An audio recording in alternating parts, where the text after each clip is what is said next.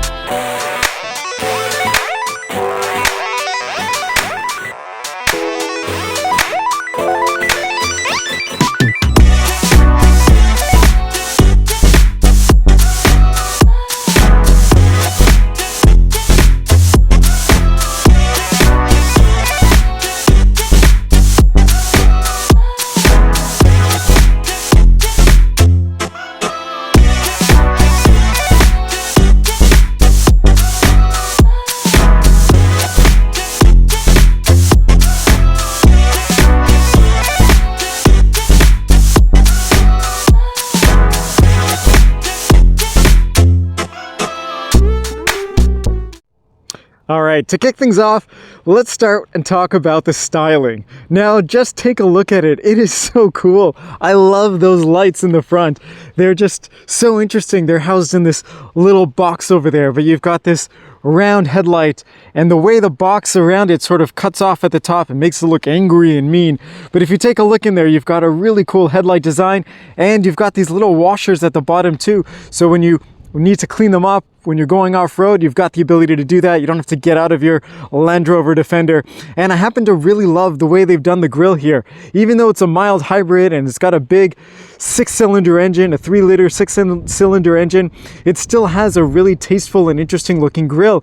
It's not too over the top, but you've got some really nice design elements. And looking a little lower down, you also have this skid plate to help protect it in case you're going off-roading and you accidentally hit a couple rocks or stones. This way the bottom of the car is protected, and it just looks really, really cool. And I love the way they've spelled out Defender out in the front. And taking a look at the top of the hood, you'll notice over here you've got this metallic trim over here just to add to that sort of rugged off-roady style. And of course it says 110 on the hood over here because it's the large 110 model, and it looks really cool having that wrap over there.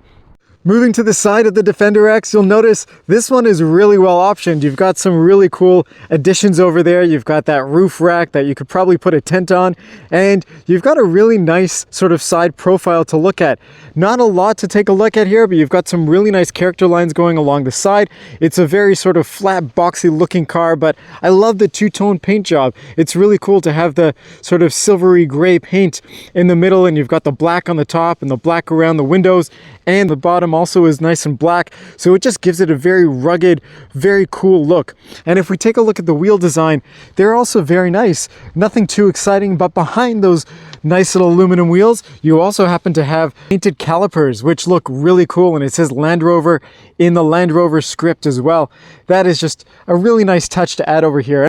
And you've got, of course, these really nice big chunky mud flaps, both in the front and also in the back, to help out with its off-road capabilities. And I love the way you've got this really cool box that says Land Rover on the front as well. It just looks really cool, and I love the way that you can customize this thing in so many ways. Moving to the back of the Defender X, I really love the styling back here too. You've got some very cool retro looking taillights and turn signals, and I love the way you've got this giant spare tire on the back, and you've got a really nice sort of side opening door for the back. It looks very cool, and of course you've got the little mounts over there sticking out in case you get stuck or you need to be pulled out from a ditch. You've got those anchor points, and overall it just looks very, very cool. And I apologize that it's dirty. It is the middle of the winter here in Toronto, Canada, and well, it's impossible to keep anything clean, but it is so cool to see this thing. And when you drive down the road, it's just got so much presence. And it's very interesting that this particular one also has that ladder on the side, just in case you want to go climb up to the top. Now, moving inside the Land Rover Defender X, I love the way the door card looks. It's so cool. It's not luxurious. You don't have all these really nice high-end materials here, but they designed it to be durable. They designed it to be rugged and to be used, and that is something that I really love. If you take a look, you'll see you've got all these exposed screws, and that's sort of a theme that we'll notice throughout the interior of the car. I think it looks so interesting and exciting. And of course, you've got some soft touch materials here, the same sort of switchgear that you would have found in the Velar or some of the other Range Rover, Land Rover models. And I happen to really like the fact that they've got this little feature here where it shows you if somebody is coming up beside you so that you don't knock over a cyclist or somebody walking beside you as you open your giant doors.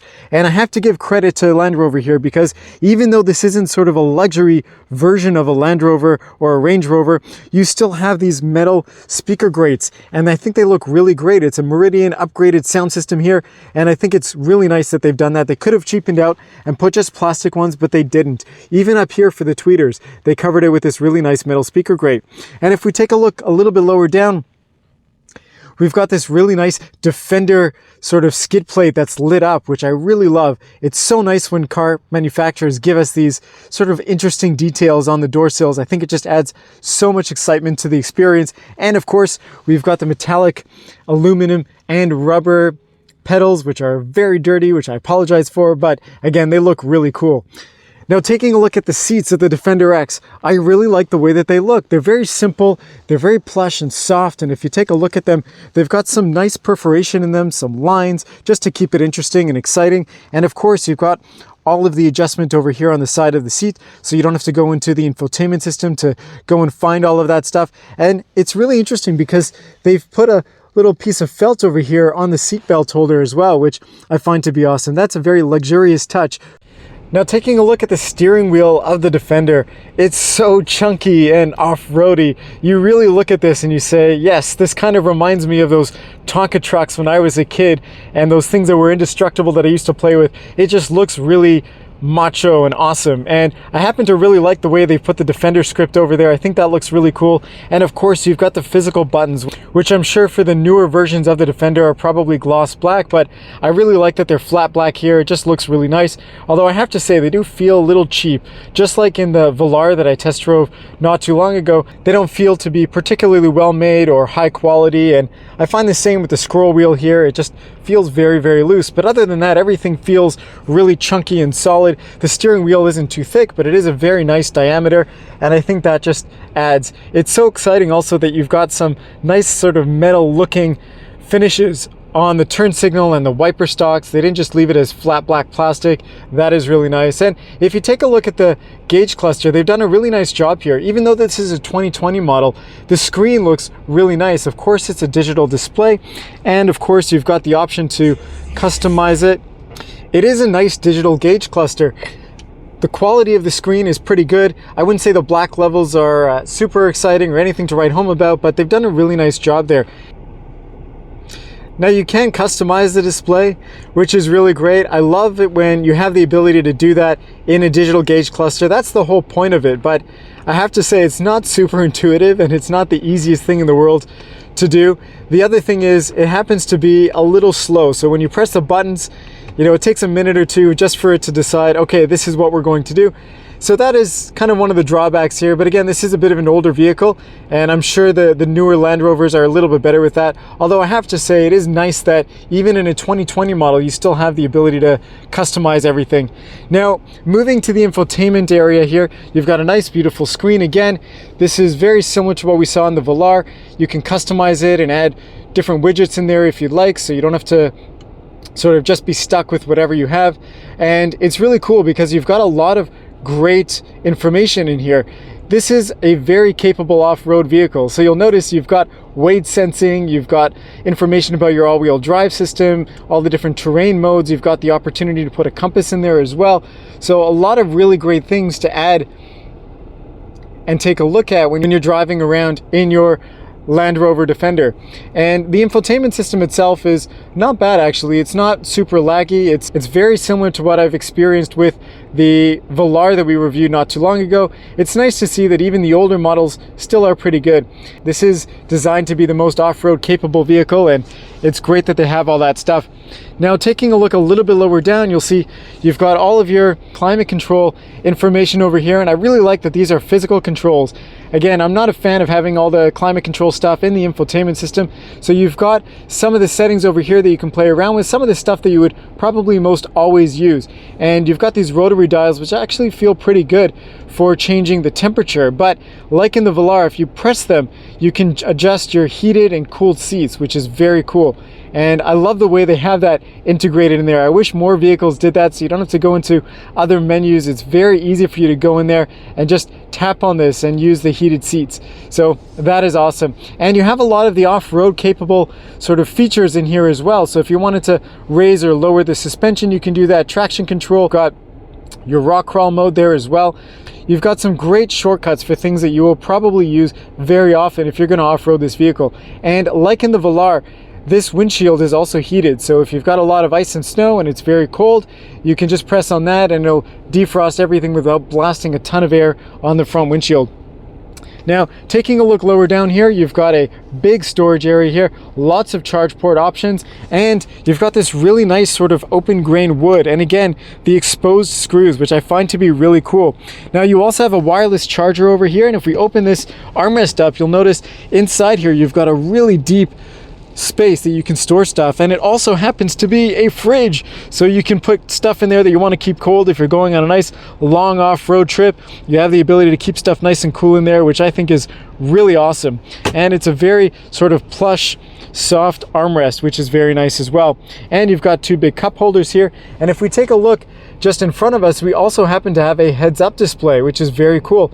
I would have expected for an off-road version of a Land Rover, they probably would have cheapened out on something like this, but they haven't. You've got a really nice bright heads-up display that gives you a ton of information. Now, a couple other things that I wanted to mention before we move to the back of the Defender is, well, most cars have a sun visor over here, but I really haven't seen many cars that also have a little sun visor just over here. So we can pull that down, and it covers also the middle area, which is very neat. So if you've got the sun blinding you over there, this is a big windshield, it's a big car. It's nice to have another little one right over there, which is very, very cool.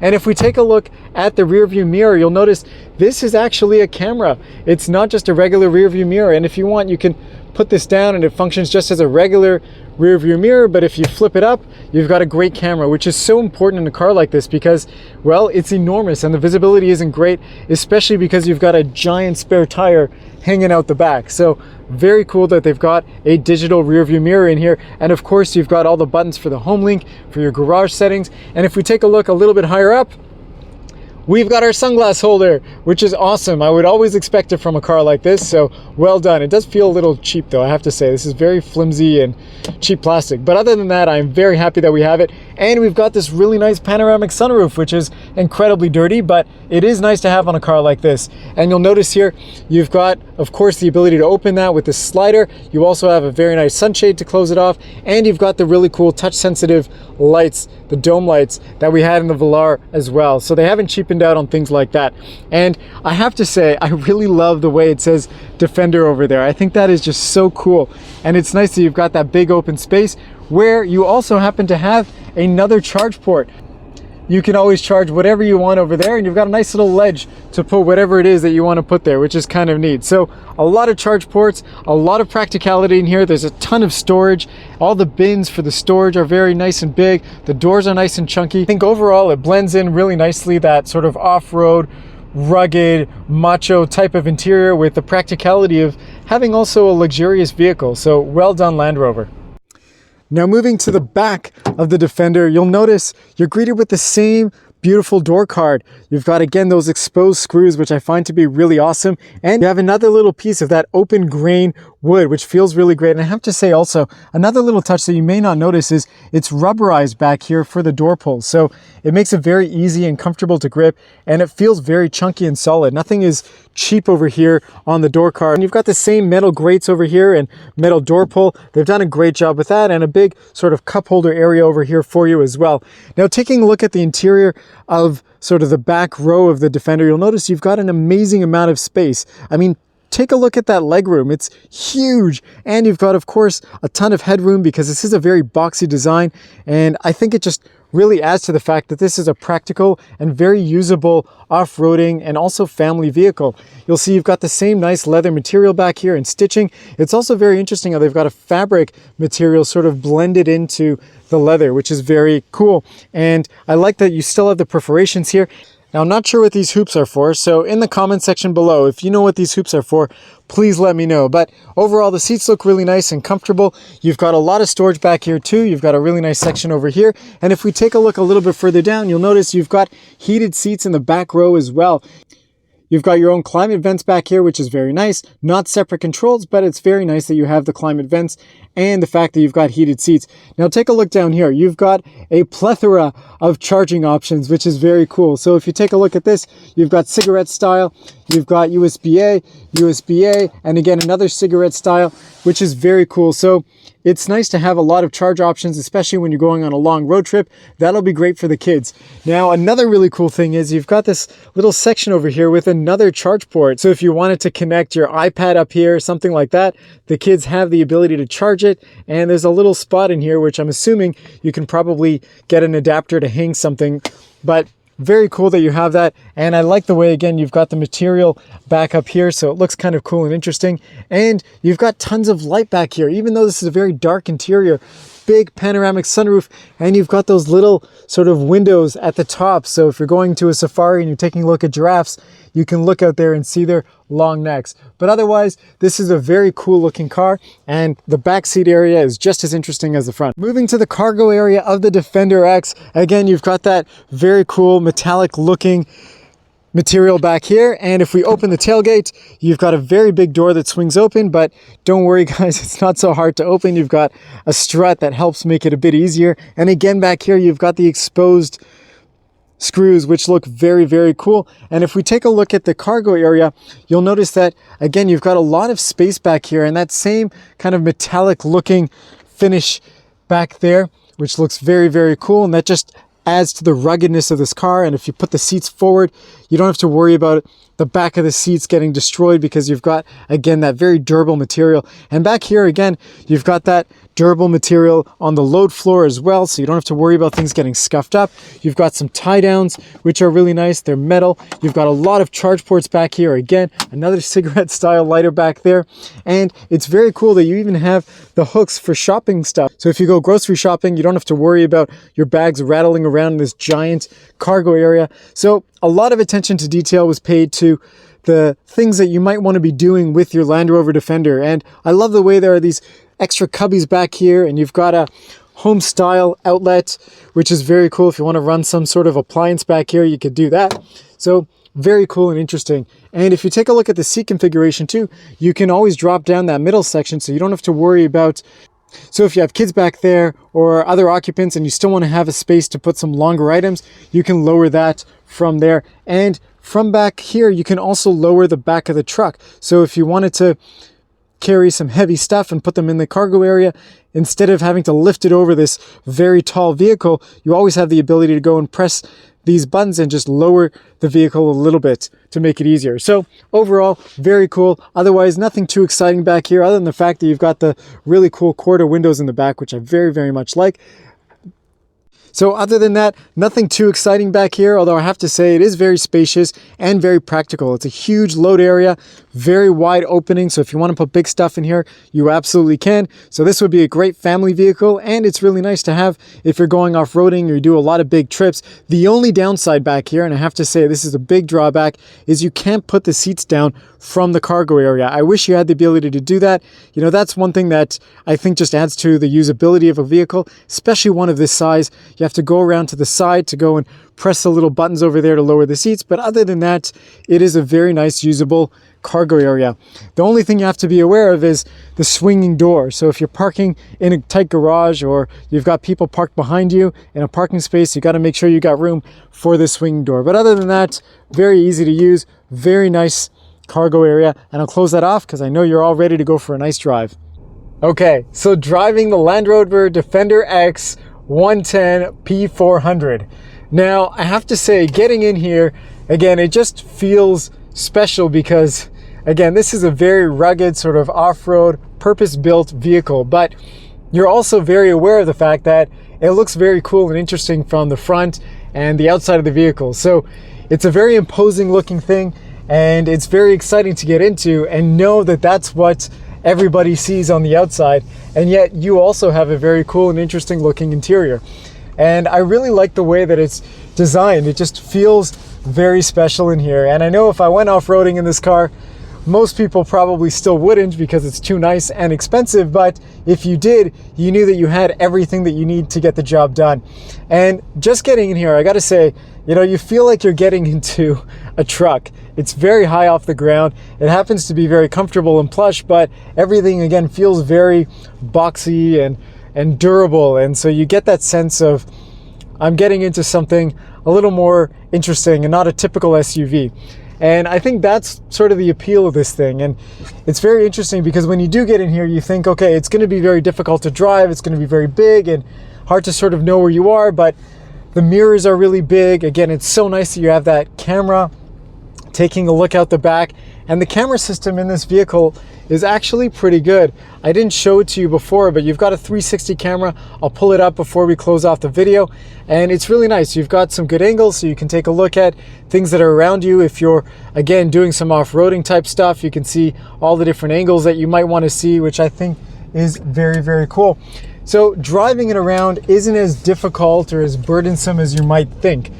That being said, the front window is very narrow. So because you've got a very high hood line, the visibility is hampered just a little bit, but it doesn't feel bad by any stretch. But if you're somebody who gets claustrophobic by not having a very tall looking window, this might be annoying for you. But other than that, it's really not that bad. They've sort of sculpted these A-pillars so they don't create too big of a blind spot, and overall the visibility is okay, I would say. Other than that, getting in here and driving it, it's very easy to find a driving position. The steering wheel doesn't come out as much as I would like it to, but other than that, it's okay. It's a very comfortable and easy vehicle to drive. And because it's designed to be an off-roader, again, you have a lot of really interesting features that just make it simple and easy to use. And I would imagine that this would be an incredible winter vehicle if you live somewhere where you get a lot of snow and ice. Okay, so you're probably wondering, how does this car actually drive? Does it drive like a truck? Does it drive like a car? Is it fun? Is it exciting? What is the driving experience? So let me break it down for you. The driving experience in this vehicle is actually pretty good, and I would say what I would have expected for a vehicle like this. What I mean by that is, well, it's got a pretty powerful engine. You've got 395 horsepower, 400 pound-feet of torque from an inline 6-cylinder 3-liter engine, which is pretty potent. You know, it's a big vehicle, so obviously it needs a lot of power to get moving, but you can buy the Land Rover Defender with a 4-cylinder engine. So the fact that you can get it with this 6-cylinder with almost 400 horsepower, that's pretty good. So when you put your foot down, it is fairly responsive. You can go nice and quick, and it's overall very nice to have that power, but it does feel like a big vehicle. So you're sitting really high up. The suspension is tuned very soft, so you're sort of floating around a little bit. The steering is not very precise or communicative as you would expect, but it is fairly light. Even though you're driving around with giant chunky tires, you might think it's super heavy. It's really not that bad. I think overall the brake feel is actually not so bad. It's something that you can get used to pretty easily. It is very soft, but it does feel progressive, and it's done in a way that you can drive it very smoothly. And I have to say also, the fact that this is a mild hybrid, I didn't really talk about that before, but pretty much any new vehicle now comes with some sort of mild hybrid system, and this one is no different. It really helps because when you're driving around the city in stop and go traffic, you know, it's nice to have the auto shut off for the engine, and helps you save a little bit of gas because this is a massive vehicle, and you know, normally you would have a giant V8 and would consume, you know, tons of gas, but because you have the mild hybrid system, it actually helps out quite a bit, and I think they've done a nice job integrating it. It doesn't feel jerky or anything intrusive when you're switching between, you know, the electric to the gasoline motor. So they've done a really nice job with it. And the throttle response is okay. It's not super quick to respond. There is a little bit of a delay when you put your foot down, but other than that, it's not too bad, and it's easy to use. So overall, the driving experience is probably what you would expect from a vehicle of this size. This is not a sporty performance vehicle by any stretch. So other than having almost 400 horsepower, that's probably the only sportiness that you'll get out of it. Everything else is tuned very much for comfort and for off-roading, and you know, being able to be adaptable, we'll call it, for those types of environments. But it is a nice vehicle to drive, and I think if I had this as a family car, it would be really cool. My kids would probably enjoy it. It looks very interesting, and it's a very cool looking vehicle, both inside and out, and you've got a lot of great technology and features in here if you did want to use this on a longer road trip or to do something cool and exciting. So overall, it's a great vehicle. The big question is it worth it? Because when this car was new, or even if you try to buy one now at a dealership, they are pretty expensive. They start at around $67,000 Canadian for the base sort of small version. If you wanted to get the largest, you know, 130 wheelbase version with all the bells and whistles, you know, you're talking at over $140,000 Canadian, which is a lot of money for an off-road vehicle. You're not getting all the luxurious touches and feels that you would get in a normal Range Rover. So, you know, why would you get this over something else in this class? And I think the answer to that is, you know, maybe you're the type of person that wants a G-Wagon, a Mercedes G-Wagon, or you want some really cool statement type vehicle, but you don't want to spend, you know, $200,000 on something like that. And so you go for the Land Rover Defender. Or maybe you're somebody who's an enthusiast who loves off-roading and you want to have all of those great features, but you don't want to buy a Jeep or some other kind of cheaper vehicle like a Ford Bronco, or you want something with a little more class. So you end up with a vehicle like this. And for that kind of money, you know, again, it's not a luxury car, so you can't expect that you're getting all the luxury appointments, but it's not too bad. It feels a lot better than a Bronco. It feels a lot better than a Jeep Wrangler. I think they've done a good job, and it probably justifies its price tag, but I would definitely get this used. I wouldn't buy it as a brand new vehicle. I would save a lot of money in depreciation and get this one a couple years old and get an extended warranty, and you would have an awesome vehicle to use. But is it the James Bond of, we'll call it the SUV world? I definitely think so. I mean, you've got all the little gadgets in here, and you've got tons of charge ports, and you've got all the cool stuff that you would probably want in an off-road vehicle. It's dressed in a beautiful suit on the outside, so it looks really cool and imposing, and it's sophisticated because it's a Land Rover. It's not, you know, just a cheap vehicle that has a lot of great off-road capabilities, but you're left sort of with a bargain interior. Here it still looks and feels very cool and exciting. So I think from that perspective, this definitely is the James Bond of the off-road sort of SUV vehicles. And I think Land Rover's done a great job bringing back the Defender. You know, the old ones were sought after, and they were the cool, sort of very interesting off-road vehicles that any off-road enthusiast always aspired to have. And, you know, they've kept all those really great things with the newer ones, but they also happen to be great for people who will never take them off-road and just want slightly more luxurious, cool feeling off-road type vehicle. And as a lifestyle vehicle, I think this will do very, very well. Anyways, that's all I've got to share with you about the Land Rover Defender X 110 P400. And I thank you all for tuning in. I hope you found this video helpful, and I will see you again in the next video.